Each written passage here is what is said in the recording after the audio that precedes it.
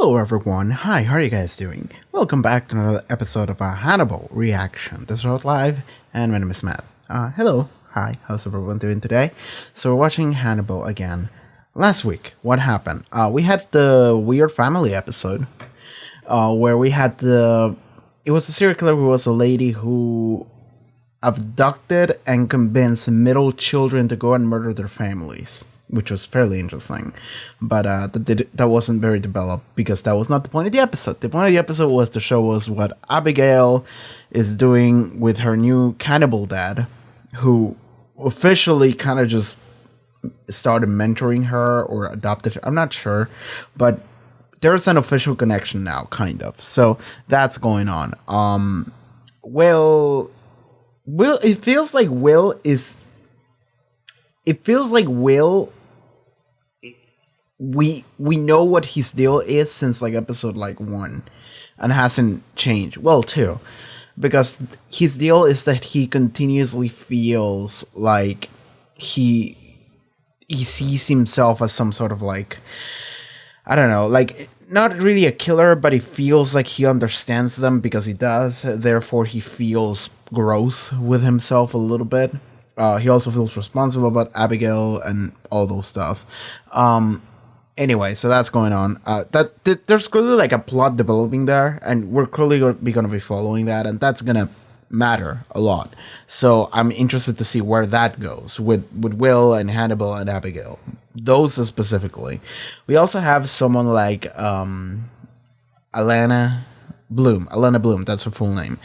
She also feels to a degree like there is a connection with Abigail because she's in charge of taking care of her, like officially as her job, like she's just, her therapist or something.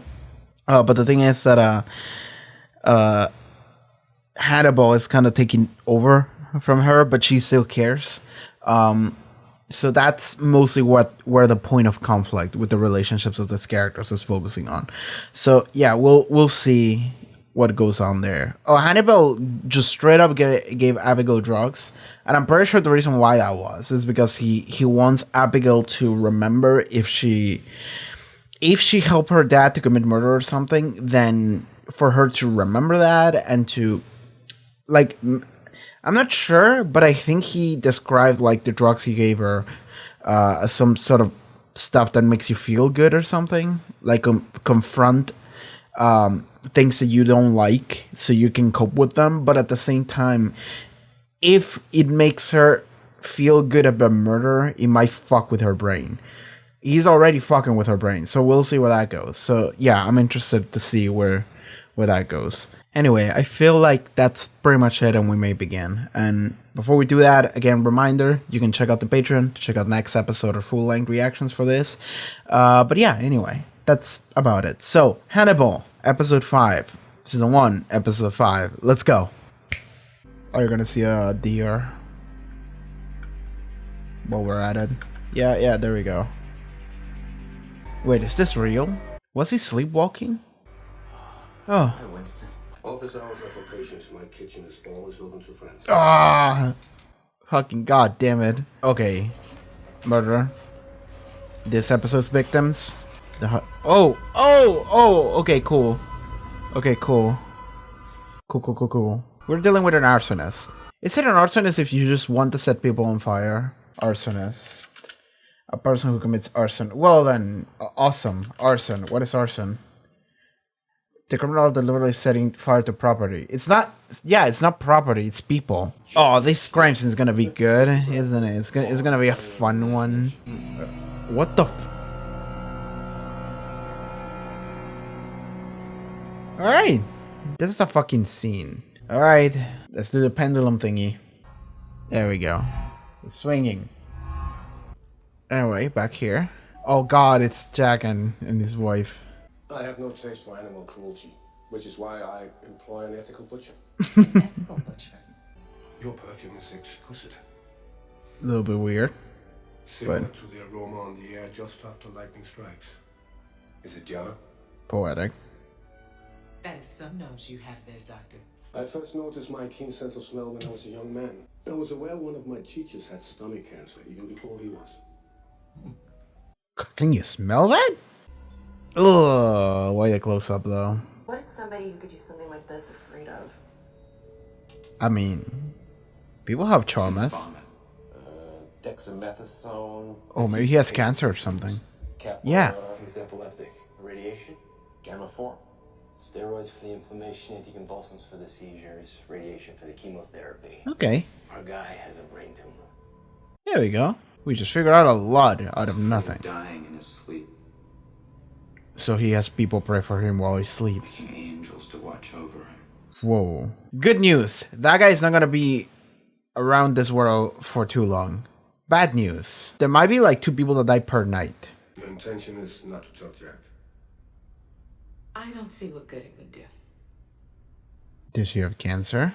He already has too much to worry about. Ooh. He has room for one more worry. That's why he mentioned the cancer bit. It's hard enough dealing with how I feel about all of this. Don't need to deal with how Jack feels about it. Okay. Jack hasn't abandoned me. Not in any discernible way, perhaps in the way gods abandon their creations. You say he hasn't abandoned you, but at the same time you find yourself wandering around Wolf Trap in the middle of the night. Wow. This should be interesting. You trying to alienate me from Jack Crawford? Yes, a little bit. I'm trying to help you understand this angel maker you seek. Unless he's careful about being self-destructive. Making angels to pray over him when he sleeps. What are we thinking? Prays over us when we sleep. I swear to God, every scene with Hannibal is fucking funny. A little bit. Because he says so much random shit that it's like poetic and slightly ominous, and it's like, why? So can we have a conversation, or you want to pretend everything's all right? Everything is all right. Alright. Is there anything I can offer you romantically or physically or spiritually that'll help? No? So as your husband, what I can do for you is leave you alone and not ask you any questions. You can ask me anything you want to. No, we don't know the answer. I won't insult you by asking you if there's someone else. You'll sort out whatever it is you have to sort out. We'll get back to being us. That is a very... I love you, Bella. That is a very respectful thing to do, but I feel like that's not might not end well for them. Oh, what are we doing? A hobo and him. Okay.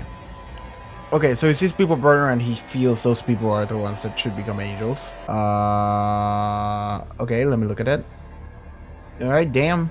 But that's not watching over him while he sleeps though. Unless he slept at the alley with the hobo. What are those? Somebody gotta work you out of me real cheap. He castrated himself? So he isn't just making angels, he's getting ready to become one. Angels don't have genitalia. How's he choosing them? I don't know, ask him. I'm asking you. Well, you're the head of the behavioral science unit, Jack. Why don't you come up with your own answers if you don't like mine? Sorry. Okay. That was a very interesting exchange right there. I've never heard anybody talk to Jack the way you talk to Jack. I was out of line. You were out of your mind. My ears rang like the first time I heard my mom use the F word. You okay? Person different. You're a little different. But you've always been a little different. Brilliant strategy. That way no one ever knows if something's up with you. How would I know if something was up with you? You wouldn't. But I would tell you if you asked me. Return the favor? I like that. He falsified the motel registry and were driving a stolen He's car. punishing them. So it took a second to identify them. Okay. But like, how did he know? Could Angel Maker be a vigilante? Did he actually get the gift from God? You withdraw from your relationship with your husband. The man who strolled along the quays of Livorno, Italy and called you Bella. Now he can use that against you. If there's he's gonna see something above him or some shit. What's happening? Oh shit. Well then, you may ask yourself, well, how did I get here? Angel Maker will be destroyed by what's happening inside his head. You don't have to be. Did you just smell me? Difficult to avoid. I really must introduce you to a finer aftershave that smells like something with a ship on the bottom. I keep getting it for Christmas.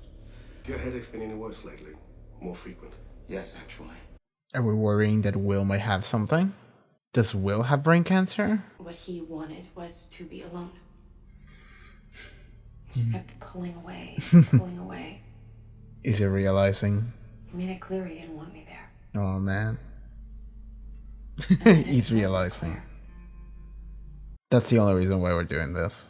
It was hardest on them to see him slip away. He lost himself, and they lost a father. He had a near-death experience. Okay. Suffocated in a fire when he was a little boy. Uh-huh. Fireman said he must have had a guardian angel. Oh, there we go. That farm where he grew up. So maybe he's staying at the farm. I really like how that fell together nicely with Jack's wife storyline, where he just realizes, oh shit, I see it now. And then he's thinking about Hannibal, talking about the cancer and smelling her and being like, fuck, that motherfucker knew. Oh, does he have a collection of angels here now? He might. Oh, no. There we go. He did it to himself. Well, then there we go. There's a resolution. How did he do that to himself? It wasn't God, it wasn't man. It was his choice to die. I don't know how much longer I can be all that useful to you, Jack. Really? You caught 3. The last 3 we had, you caught them. I'm used to my wife not talking to me. I don't have to get used to you not talking to me, too. It's getting harder and harder to make me Let's have a look. conversation. No one's asking you to look alone. But I am looking alone. And you know what looking at this does. I know what happens if you don't look, and so do you. I can make myself look, but the thinking is shutting down. What is it about this one? It isn't this one, it's all of them. It's the next one, it's the one that I know is coming after that. You want to Okay. go back to your lecture hall? Read about this stuff on tattlecrime.com? No, I don't. But that may be what I have to do. This is bad for me. You go back to your classroom. And there's killing going on that you could have prevented. It will sour your classroom forever. Maybe. Then maybe I find a job as a diesel mechanic in a boatyard. You want to quit? Quit.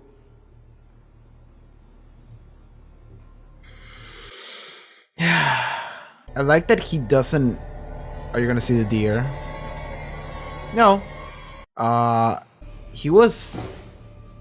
Yeah. Oh, it's just the fire in his face. What do you see? Inside.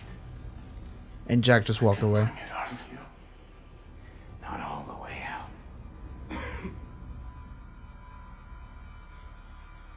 I can give you the majesty of your becoming. Okay. He was a hallucination. Okay. Okay.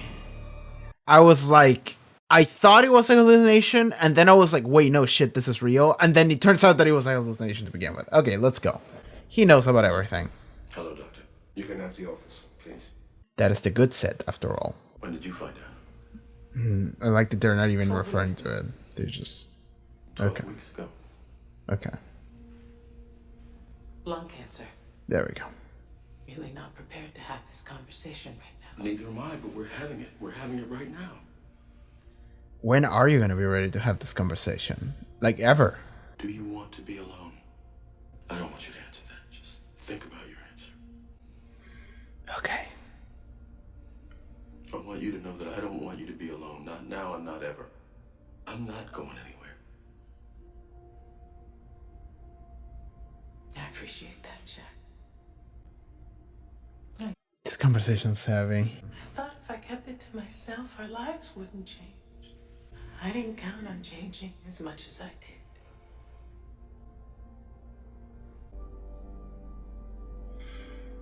Heavy episode there. Heavy episode for that character.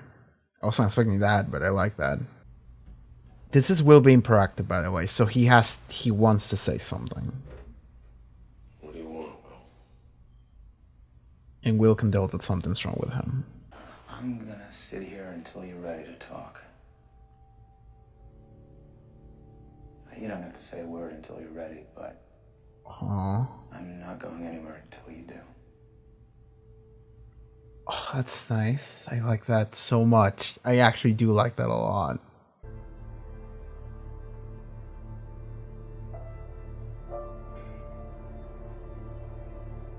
That's it here. And that's it. Okay, cool. Okay. That was good. I like that ending. I like everything they did at the end. Okay, very interesting episode for Jack, as well as Will a little bit. We had like no Abigail. That was good. I mean, it's not that it's good to not have her, but it's the idea that like we've had enough time like focusing on like specific character on like a side of the story, so now we're doing something different. So I like that now we're focusing on Will as well as Jack here and Jax's wife. But I'm not sure if Jax's wife is gonna be like a character moving forward, or is it just gonna be part of Jax's character? Because she also has cancer, and I don't think she's gonna beat it. Doesn't seem like it. So it's probably gonna be a thing of like she's gonna eventually die. I'm assuming she's gonna die within the show, and that's just gonna further develop Jax's character. But that's exactly what they're doing already. And I do like this. And I do like the way the episode ended a lot. Because it was a thing of like... Okay, so it's... I feel like the writers of the show... Like, whoever wrote this episode... And I'm not sure if there's like a different writer per episode, or is there like a team of writers, or... I don't know how the... I mean, I suppose I can check the credits, but like, I don't know how it actually works behind the scenes. But like, I actually feel like they have had a lot of experiences where there's a lot of, you know, like dealing with something and refusing to ask for help, or recognizing that what is like the best thing to do, or feeling bad that you're doing it. And it's like, because a lot of this like feeling and knowledge comes from experience from stuff like this. So the thing going on with Jax and Jax's wife is, her name is not Bella, but we're gonna call her Bella because that's the one I remember. But we see that Bella has cancer, and the way they reveal that, it was very fun, because it was essentially Hannibal walking up to her and smelling her and being like, oh, that is your cologne or fragrance or whatever, your perfume. And she's like, you have a very good nose, doctor. And it's like, well, yeah, once I smelled when my teacher had stomach cancer. It was even before he realized he had it, huh? And she was like, oh, interesting. And then I was like, I didn't think too much about that scene, except for like, can you smell cancer? Like, that was my thought process. I like that I'm that stupid. I was just like, can you smell cancer? Well, I suppose he... Well, no, I don't think he smelled the cancer in her. I think what he did is that he recognized some patterns regarding her, and he was like, I'm thinking cancer.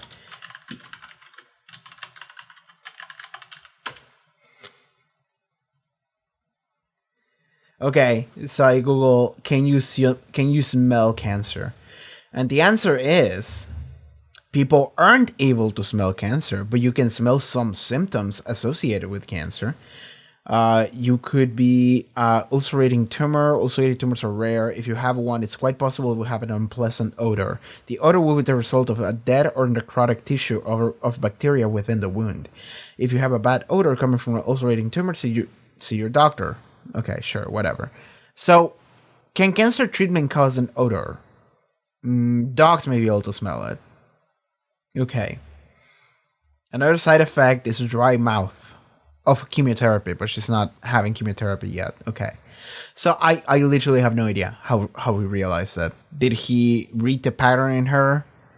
Did he read her expressions? Or did he literally smell the cancer out of her?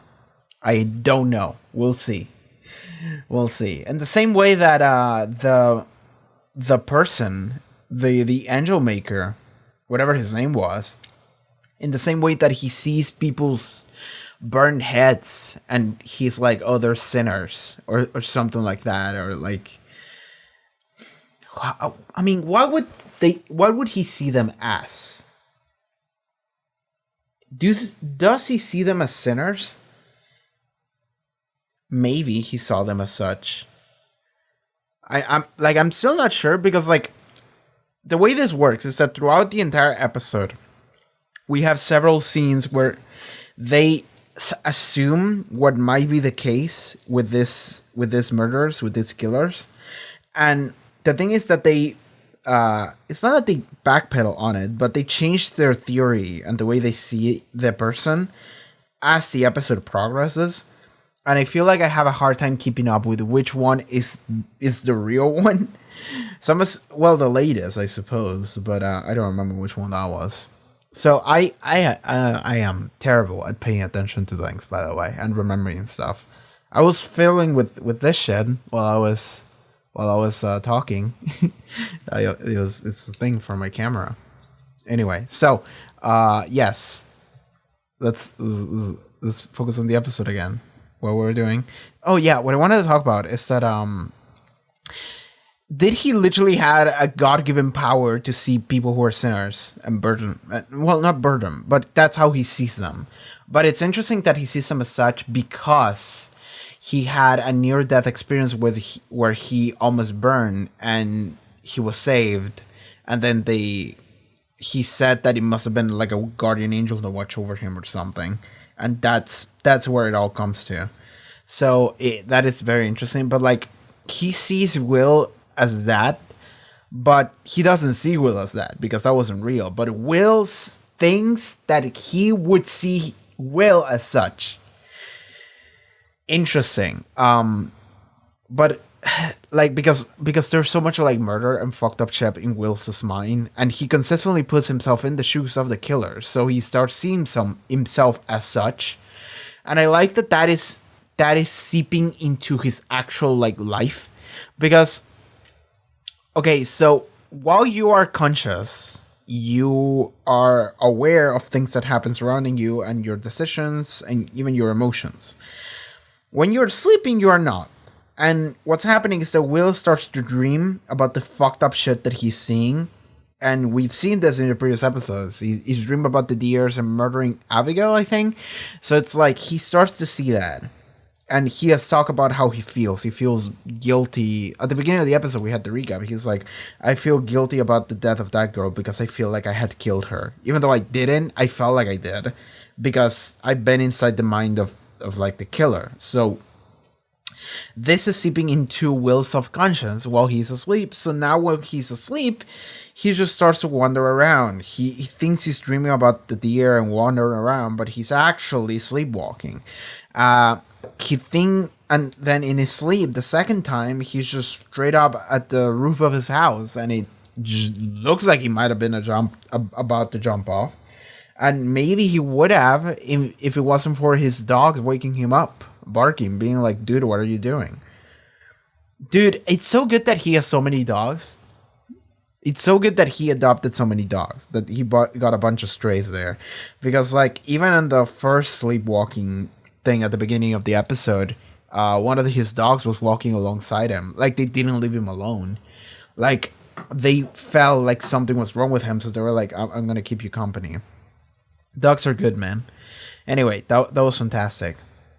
This is okay. I forgot to mention this. Well, I didn't want to interrupt the episode, but I feel like in this show there's a lot of things that happen. Like there's a lot in an episode to episode basis, but also like no, yes, there is a lot on episode to episode, like on a scene to scene basis. That's what I mean.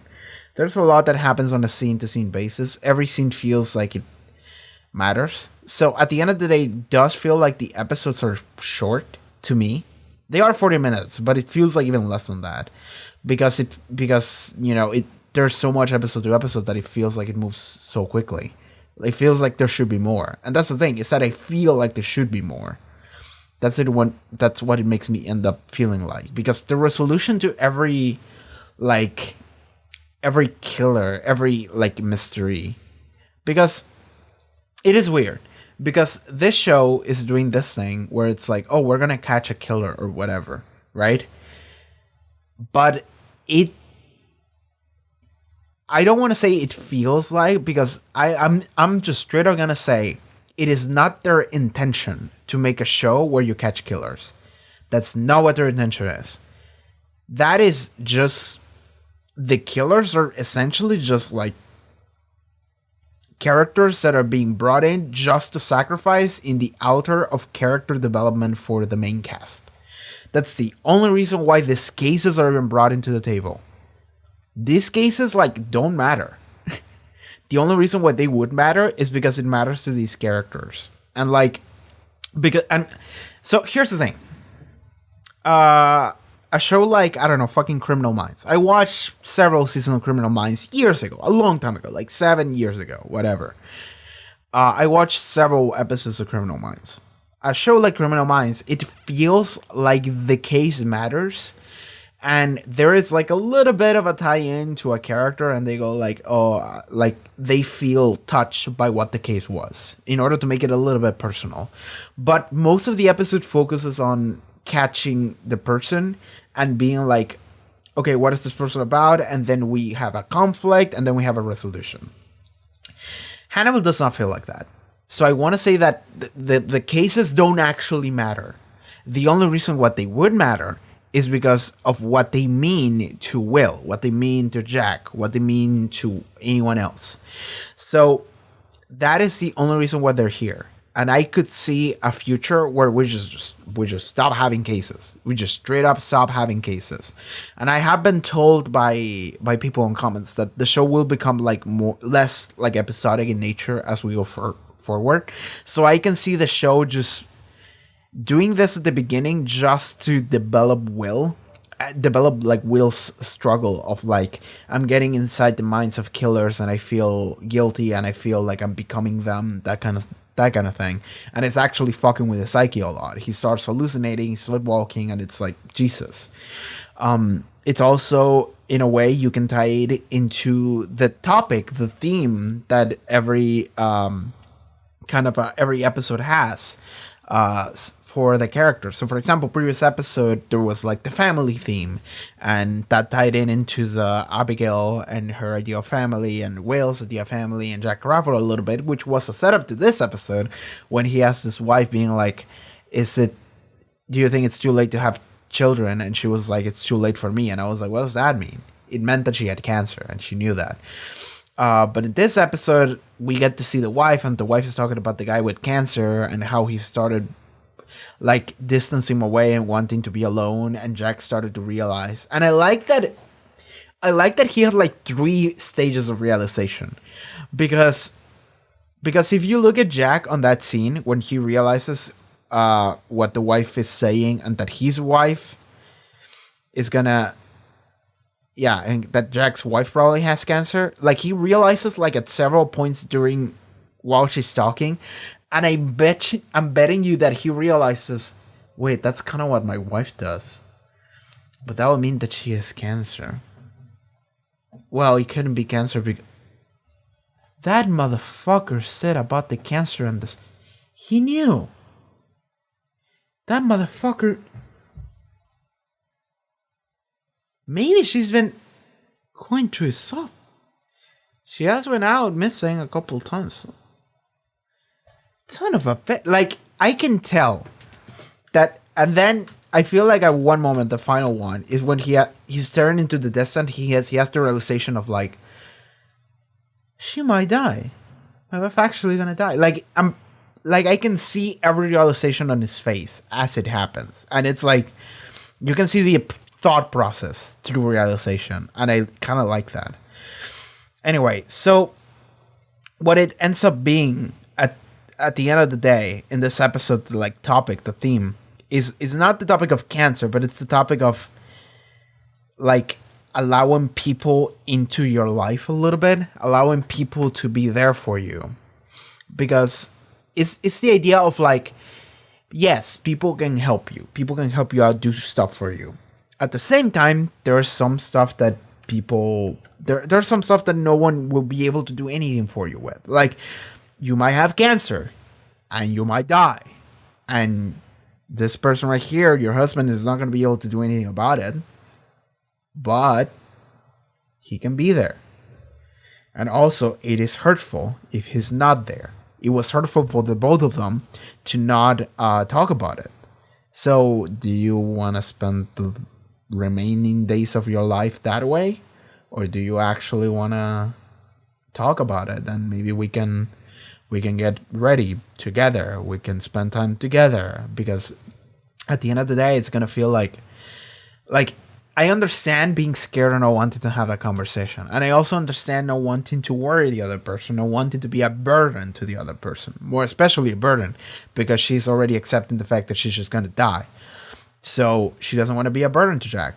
Sure, but like, I bet you anything that Jack would rather just have you there with him more than anything. So, like, he's just going to regret eventually. It's not that it would be his fault, but he would regret not being there with you more, after you pass away, or even in your final days when he realizes, he would be like, why didn't we spend more time together? Because that's what's gonna be at the end of the day.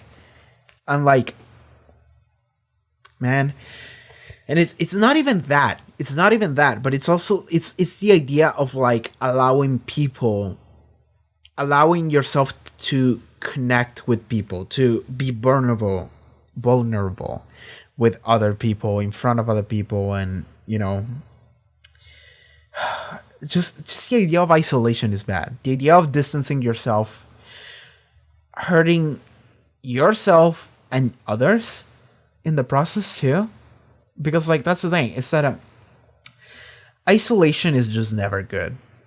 It's just never good. And the thing is that you might do it in a way that you think it's best for other people. Not even best for you, best for others, which is what she's doing here. She's distancing herself and isolating herself and just putting up walls and being like, I don't want to talk about it. Because she thinks it would be better for Jack. Because Jack wouldn't have to worry. She said she was expecting things to just be the way they always are, normal, until the moment she dies, if they don't talk about it. But the reality is that she would change. Things would be different by not talking about things, by not opening up. And that did become a problem. And that's the thing, is that isolation, for whatever the reason might be, even if the reason is like novel, or even if the reason is you're scared, isolation is going to be a thing that is going to be a problem. And it's not just going to be a problem to you, because like, it could be a thing of like, I want to talk to him, but I don't want to bother him, so I'm not going to do it. I'm not so selfish. I don't want to worry him. I don't want to burden him. Thing is, he would rather have that than isolation. And there's a line that he said here at the end. What was the line? I want you to know that I don't want you to be alone, not now, not ever. Because that's the thing, is that it is more hurtful to him for her to be alone, and both of them being alone actually. But more importantly, she's fighting her fight alone. She's not sharing because she doesn't want to be a burden to him. But to him, he would much rather have that than for her to just not open up, for her to just deal with things on her own. So that's at the end of the day what this is. And I like that they nailed it a little bit harder even at the end of the episode, where Jack is just sitting in his office and Will comes in. He walks in and he's like, listen, like, I want you to talk to me, but it's okay if you don't want to, but I'm not going anywhere until you do. So like, just take as long as you need. And he just sat there on the couch. He's sitting there on the couch. He didn't say anything. And both of them are just sitting there, just staring into nothing. And the episode ends. And whether or not they talked about it, maybe we'll never know. Maybe we'll know next episode. But it could just be an ending that is open ended, and it's like we never actually know if he opened up or not.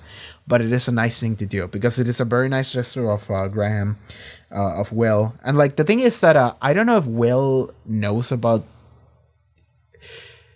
I don't know if Will walked into that room wanting to say something, like I want to quit or something like that, or if he walked into that room being like something's wrong with him, I'm gonna talk to him, or I want him to talk to me, because it's not a thing of like. Again, it's not a thing of like, I'm here for you. I can do anything for you. Just let me know, because yes, you can do that, and you can appreciate that a lot. But it is up to the other person to open up to begin with. And whenever that happens, all you can do is to just be like, I'm here for you. And if you want to say anything, I'm listening. You don't have to, not right away, but I'll be here. So just let me know, okay? Like, I have a friend of mine who actually has kind of a personality like that.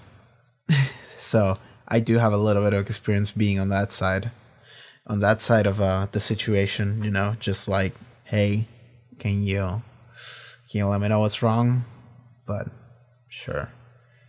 All right, this episode was good. I like this one. So this is the Jack Crawford episode a little bit. I find very interesting that Will is Wait, shit, there was something I wanted to say. I forgot about it, and then I forgot about it again, and then I forgot about it again. It's, I think I've seen a gift set of this episode. Of the bodies with the wings. Yeah, I've totally seen that as a gift set on Tumblr years ago. I remember this. I remember the scene when Will walks into a room and you see the two bodies suspended there with the wings. I've seen that on a Tumblr GIF years ago. Because that is like the only thing I've seen about the show. Other than I know that like Mads Mikkelsen is in it and he's Hannibal. Like I know that. And then this one image. Like this one image of these two bodies with the wings. That's what I remember seeing. That's like literally the only thing I've seen about the show. So when I saw that, in my mind I instantly remembered it. But I didn't want to say anything because I didn't want to interrupt the scene. And then I forgot to mention it until just now. But yes, I've seen the two angel bodies there. That's fucked. And by the way, if this is episode fucking 5.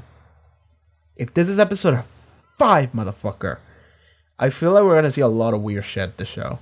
It's going to be fun. It's going to be fun. If you're saving this shit for episode 5, I don't know what's going to be like 10 episodes from now, you know? This is going to be a lot of fun. Hannibal is interestingly taking like a weird. I mean, it's not like a backseat. I mean, in this episode, at the very least, he wasn't that important. But, dude, every scene with like Hannibal talking to like anyone, mostly Will, but talking to like anyone, is so fucking funny because like he says some weird ass shit, and you just listen to him and you go like, bro, like any sane person. I know that the show is dramatic and these characters are weird and fucked up, but like any like normal person just sitting there in the room listening to this man talk, they would be like, yo, what the fuck? What does that mean? What are you on about? What are you saying that weird shit? Because it's weird and it's like cryptic and it's like there's implications and metaphors and it's like weirdly sophisticated and it's like, bro, what are you on about? Chill. And every time it's like he says something that it's like, oh, what was that? God, I heard like, okay, so here's the thing. Like now that I've been watching Hannibal, I just know I can understand Hannibal memes. And my friend that I always bring up sent me like a meme the other day. God, I also saw another meme on Tumblr. It was on fucking Twitter. Sorry, I don't hang out in Tumblr nowadays that much, but I saw one on Twitter and it was fucking good. And the thing about Hannibal memes that are funny is that you can read them all in Mads Mikkelsen voice because it's such a clear, specific voice and enunciation that he uses whenever he says anything. So I saw a Twitter meme that was, you knew before you looked down, Will. What was I doing and what the consequences would be? And yet you were so beautiful, quick to do it. What do you think that is? And it's just like a picture of Mads Mikkelsen, and next to it is just this. It's just this, the hand sign of like, you look down. What do you think that was? And it's just that. It's fucking funny, man. God. And it's like, why is it like that? Why is Hannibal Lecter like that? I know why is he like that, but like, bro, why? So like at this point, we're like 5 episodes in, and every time he talks, every time he says something, every time he's on a scene with Will, specifically Will, and they're just talking and he says some weird shit, I'm just like, bro, why? I love his delivery too. I want to say that. I love Mads Mikkelsen's delivery because the way he says shit is like completely just deadpan and like almost like pragmatic, but like he says the funniest shit, and it's not supposed to be funny, but to me it's funny. So this show is becoming funnier by the episode. I'll say that much. It is dramatic, and I do feel for like the storyline with the cancer and talking to people and opening up and all that was wonderful. But like whenever Hannibal is just saying shit, I'm just like it's fucking funny. Also at the beginning there was a bit where he mentioned that he gets like a humane butcher or something like that or whatever. Like there's no need for like for suffering in this, like unnecessary suffering. Just get the meat and be done with it. I wonder if that applies to his actual method of killing. Because, you know, he's murdering people and it's turning them into meat. Sure. But, like, does he torture them? Does he take joy in that? Does he just make it as painless as possible? We don't know anything about that. Because he's definitely, like, an interesting character and an interesting person. So I don't know if I can just read him into a typical stereotype of, like, oh, this guy's totally gets off on it or whatever. Like, I don't know what he's like. And we have yet to see that, what he's like when he's hunting. Because there was like what was it? Yeah, there was like a profile that Will made of the copycat killer, which was Hannibal. And I think that he's something like, oh, he's a complete sociopath, he has like no regard for human life or anything, just like he's a complete asshole, whatever. And I'm just like, is he not like, is his like refined persona just like a mask? I don't think it's a mask. I think that's just him. But like, does he care about people, or does he care about manipulating people? I'm trying to understand what he cares about, and don't tell me. Like, again, don't tell me. I'll figure it out as I go through the show. But like, trying to understand this character as you go through it is very interesting. So yeah, I'm definitely looking forward to whenever that becomes more apparent. But yeah, I think that is pretty much it for this episode's discussion. Is there anything else? No, that's pretty much it. I think that's pretty much it. So yeah, that was it for Hannibal, episode 5.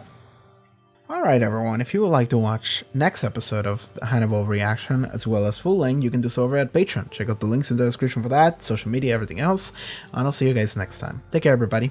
Bye bye.